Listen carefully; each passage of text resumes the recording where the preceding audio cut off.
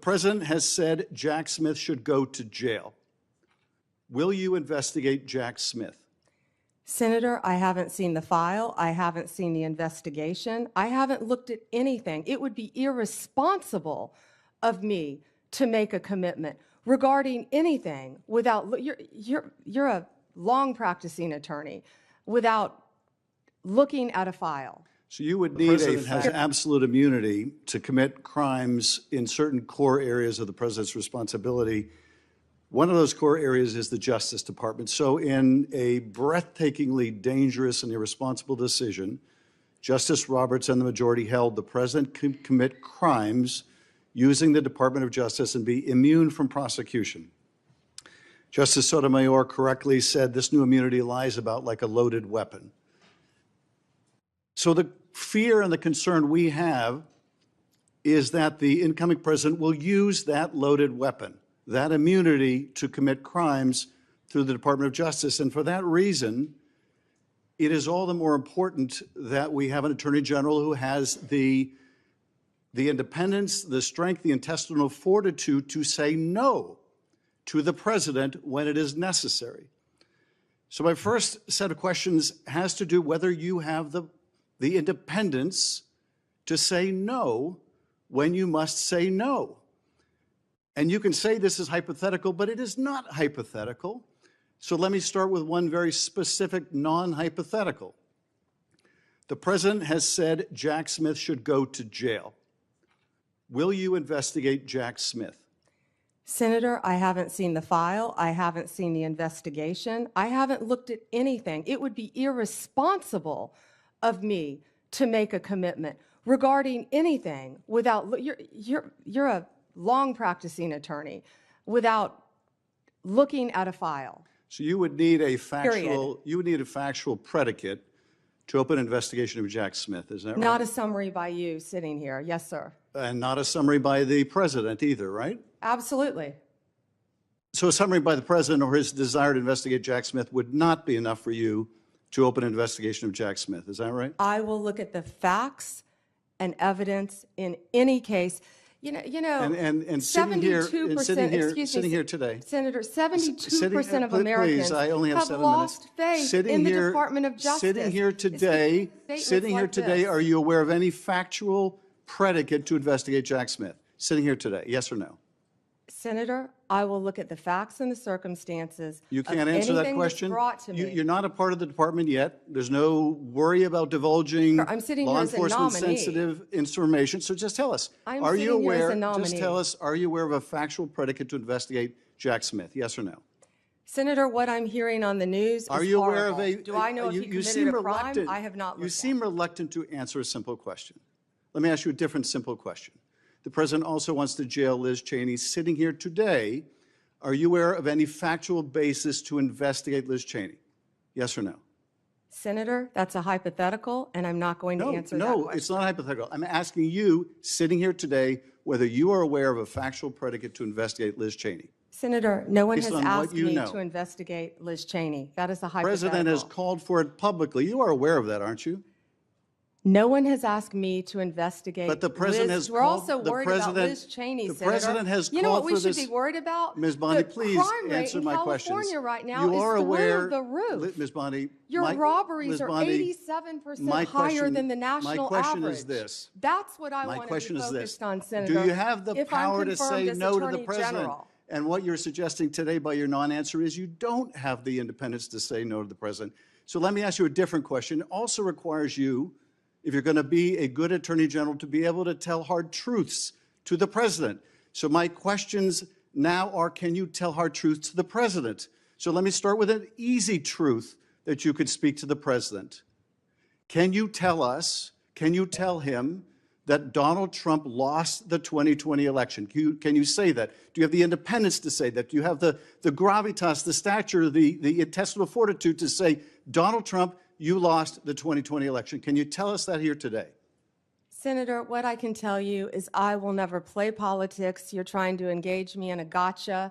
I won't do it. I won't play politics with any ongoing investigation. So let me ask you another. Like you did leaking your colleague Devin Nunes's memo. If you can't answer the question let me ask you a different, what should be a simple truth, not a hard one. Was there massive fraud affecting the result of the 2020 election, yes or no? Senator, I'm glad you asked that question, if you'll let me answer what I saw in Pennsylvania. No, I asked a simple question about massive fraud. I can only tell you what I saw in Pennsylvania. I know you want to answer a different question, but my question is, can you tell us whether there was massive fraud affecting the results of the 2020 election, yes or no? Was there or was there not? I can tell you what I saw when I went as That's an not my, advocate that's to not the my campaign. question. So you can't answer that question. You can't speak that even easy truth to us, let alone to the president. So let me ask you a different question. It will also be important that you give good advice to the president. Are you prepared to advise the president not to pardon people who beat police officers? Senator, as I said, the pardons are at the direction of the president.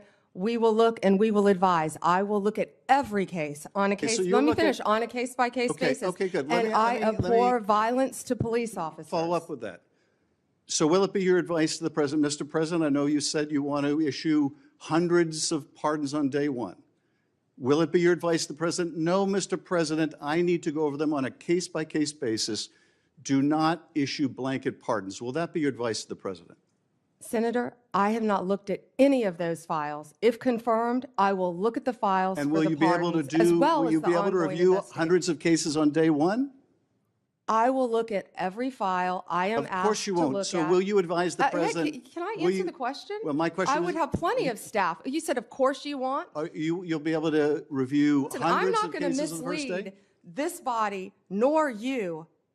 All right, let me ask another question. You don't want to answer that. Let me ask You another were question. censured by It will Congress, also- Senator, for it will comments just also- like this that it are will so reckless. It will also be important for you to be able to preserve the records, the evidence of the department. Are you ready to commit that none of the evidence in the January 6th investigation will be destroyed under your watch? Senator, I will follow the law. I will consult with ethical officials in the Do you department. see any ethical basis to destroy evidence in the January 6th investigation? Then why can't you answer the question? Why can't you say, I commit to this committee, we will never destroy the evidence in the January 6th investigation? Why can't you give this committee and the American people that assurance? Are you frightened because evidence was destroyed against President Trump that was false? Is that why you're Why do frightened you now? have I can't difficulty? believe this is even. Why do you have difficulty answering that question? I can't believe Why do you you're have asking such a difficulty? question. Why do you have difficulty promising to preserve evidence at the Department of Justice? Why is that a difficult question? I will follow the law. It shouldn't be a difficult question. Senator Adam Schiff wasn't searching for truth, independence, or justice. He was demanding loyalty to a political narrative, and when Pam Pondi refused to play along, he lost control of the moment. Let's start with the so-called fear being pushed here. Schiff claims the Supreme Court has given the president some kind of dangerous new power, as if executive authority over the Department of Justice is a radical concept. It's not. The DOJ is part of the executive branch. That's constitutional reality, not authoritarianism. What really scares them is not abuse of power. It's the possibility that power might finally be used evenly. For years, Americans watched the DOJ chase Donald Trump with unprecedented aggression while ignoring real crime in this country. Violent crime surged. Fentanyl flooded communities. Cities burned. But accountability always seemed to point in only one political direction. Now, suddenly, they want guarantees that certain people are forever untouchable. Notice what Schiff demanded.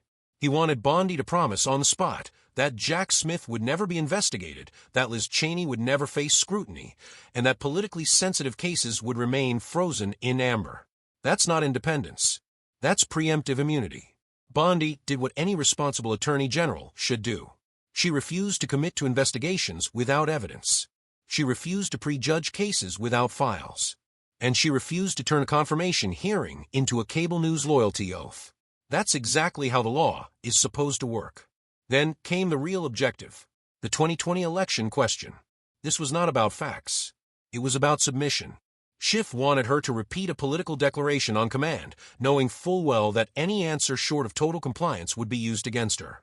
That's not truth-seeking. That's ideological enforcement. And when she declined to participate in that theater, Schiff accused her of lacking independence. Think about that. Independence, in their definition, means agreeing with them publicly or you're disqualified. That tells you everything you need to know. Finally, Schiff tried to plant fear about evidence destruction, again without evidence, again without facts, again without justification. This is a familiar strategy. Accuse your opponents of what you fear may be exposed. Float the headline now so you can reference it later. What this exchange truly revealed is panic. The political class has grown comfortable with a justice system that shields allies and targets enemies. The possibility that this system could return to neutral enforcement terrifies them, not because they fear injustice, but because they fear equality under law. This hearing was never about Pam Pondi. It was about control. And for the first time in a long time, that control looks uncertain. And that's why they're panicking.